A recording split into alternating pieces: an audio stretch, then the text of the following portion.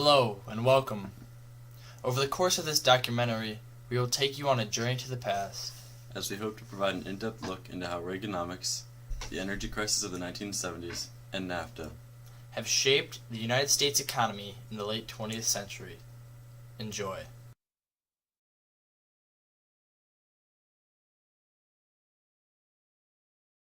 Heading into the 1970s, most Americans were enjoying life and spending money. Worrying about the environment or running out of resources wasn't a very high priority. A majority of American life and business ran on fossil fuels, which were energy extracted from oil, gas, and coal. It was believed that the supply of these fossil fuels was very inexpensive and almost unlimited. Off of this assumption, national policy after World War II didn't encourage importing these fuels, afraid that it would interfere with their unlimited reserves. This resulted in each American increasing their energy intake by about 3 times. By the early 1970s, American energy consumption was more than what was being produced domestically, leading to an increasing dependence on fuel imported from abroad, specifically oil. In 1973, the United States was placed under an OPEC embargo, which was the Organization of Arab Petroleum Exporting Countries, for political reasons. The politics behind the embargo on oil shipments was based on ongoing conflict over in Israel. They wanted to protest the main supporters of Israel, which was the United States and Netherlands. Economically, it reduced the petroleum production, which resulted in less supply for our remaining high demand of oil. In the 3 months after the embargo was announced, the price of oil shot from $3 per barrel to $12. After being accustomed to such a great supply and increasing consumption, the sudden change was difficult for Americans to adjust to. There was a fuel shortage and long lines formed at gas stations. The energy crisis also had a big impact on the American auto industry.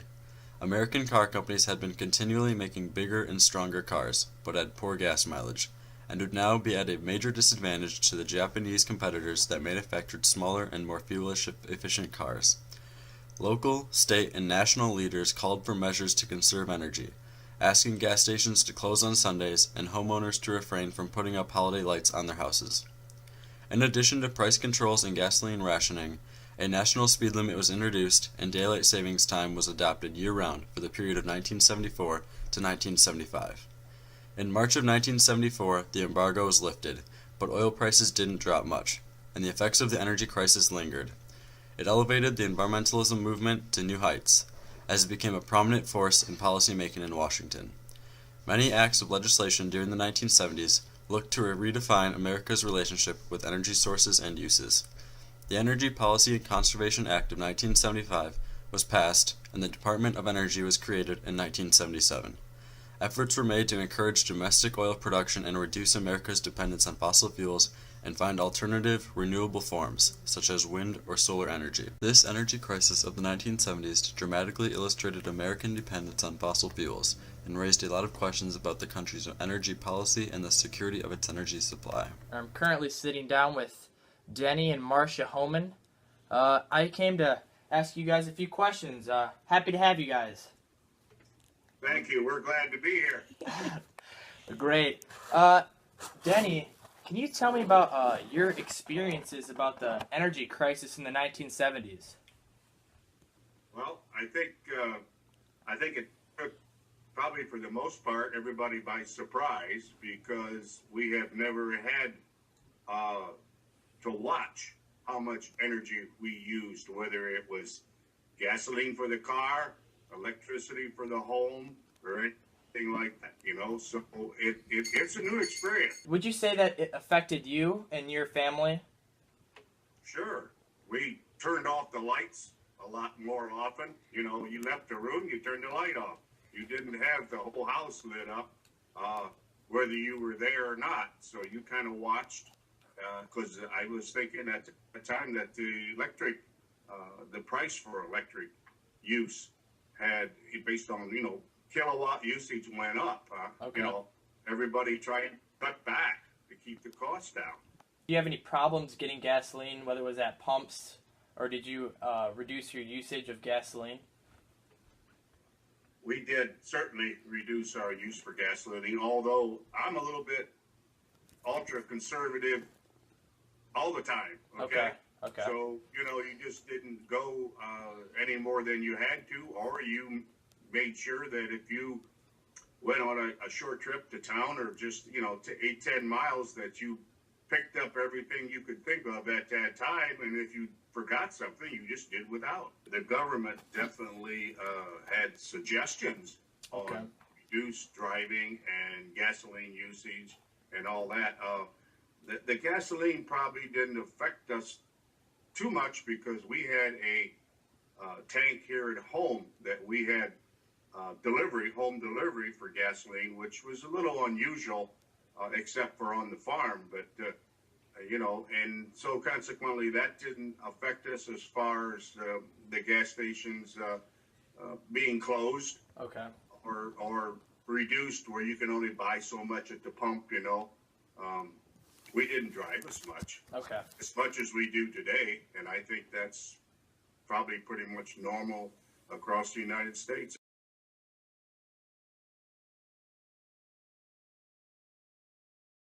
Ronald Reagan defeated the Democratic incumbent Jimmy Carter in the election of 1980 to become the 40th President of the United States. As part of Reagan's campaign, he proposed tax cuts, excessive government regulation, and massive social spending programs. Good evening. I'm speaking to you tonight to give you a report on the state of our nation's economy, and regret to say that we're in the worst economic mess since the Great Depression. A few days ago, I was presented with a report I'd asked for, a comprehensive audit, if you will, of our economic condition. You won't like it. I didn't like it. But we have to face the truth and then go to work to turn things around. And make no mistake about it, we can turn them around. We invented the assembly line and mass production. But punitive tax policies and excessive and unnecessary regulations, plus government borrowing, have stifled our ability to update plant and equipment. When capital investment is made, it's too often for some unproductive alterations demanded by government to meet various of its regulations. Excessive taxation of individuals has robbed us of incentive and made overtime unprofitable. We once produced about 40% of the world's steel. We now produce 19%. We were once the greatest producer of automobiles, producing more than all the rest of the world combined. That is no longer true. We must not be timid. We will restore the freedom of all men and women to excel and to create. We will unleash the energy and genius of the American people, traits which have never failed us. We can create the incentives which take advantage of the genius of our economic system. A system, as Walter Lippmann observed more than 40 years ago, which for the first time in history gave men, quote, a way of producing wealth in which the good fortune of others multiplied their own, unquote.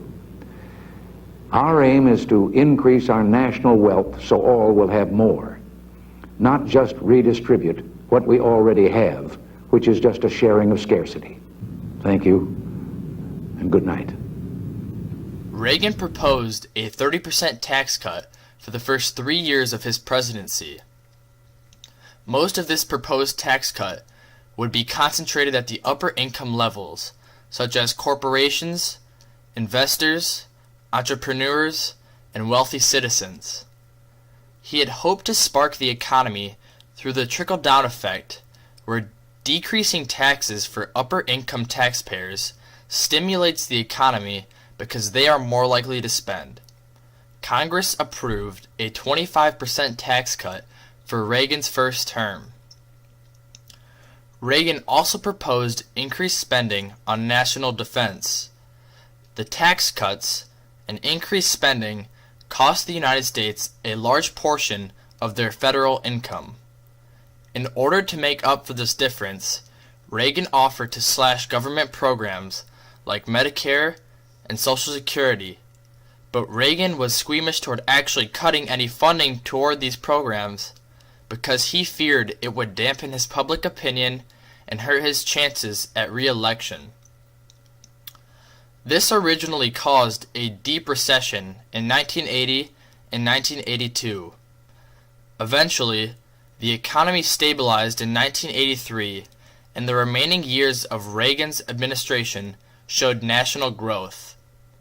The growth of Reagan's administration came at a cost, however. The national debt tripled from $1 to $3 trillion. The North American Free Trade Agreement, or NAFTA, was signed on December 17, 1992. This agreement became ratified and put into law January 1, 1994. The idea for a trade bloc in North America was first brought forward by President Ronald Reagan during his 1979 presidential campaign. Reagan sought to promote the North American economy by eliminating trade restrictions between the neighboring North American countries. Reagan hoped through this agreement that he would help strengthen the North American economy and help it become a world superpower. Reagan's campaign soon reached Canadian Prime Minister Brian Mulroney. In 1988, the Canada-US Free Trade Agreement was signed and then later ratified in 1989. The Canada-US Free Trade Agreement served as a basis for NAFTA. In 1992, President George H.W. Bush, Canadian Prime Minister Brian Mulroney, and Mexican President Carlos Salinas signed NAFTA. While NAFTA was signed by George H.W. Bush, Bill Clinton was the president who signed the agreement in the U.S. legislature, ratifying the agreement. The agreement is often seen as one of Bill Clinton's first major successes during his presidency. Much like Reagan, Canadian Prime Minister Brian Mulroney promoted the idea of a continental trade bloc during his campaign for office. This led to his involvement with Reagan to create the Canada-US Free Trade Agreement. Mexican President Carlos Salinas was also an economist, which helped him negotiate the terms of the agreement. Within NAFTA, 2 amendments were added by the Canadian government. The North American Agreement on Environmental Cooperation and the North American Agreement on Labor Cooperation were included in order to protect the North American environment and ensure domestic tranquility between neighbors. The goal was for an increase on imports and exports within North America in order to boost the economies of all 3 countries. Since NAFTA's implementation, North America has developed a stronger, more rich, and self-sustaining economy. The 3 countries involved have since seen an increased standard of living and more integrated continent.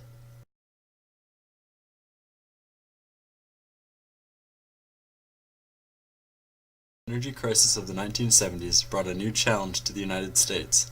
It was one of the biggest economic hardships the country would face in the late 20th century.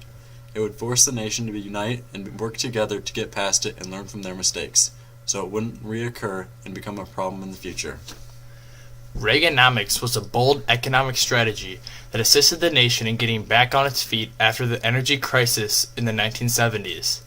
The strategy proved effective, but brought large debt onto the country that would later cause issues for future generations. The North America Free Trade Agreement proved an important event that marked the late 20th century. NAFTA required the compliance of the countries in order to provide benefit for all. The agreement proved a recurring topic of debate throughout the next centuries and remains a topic of debate today.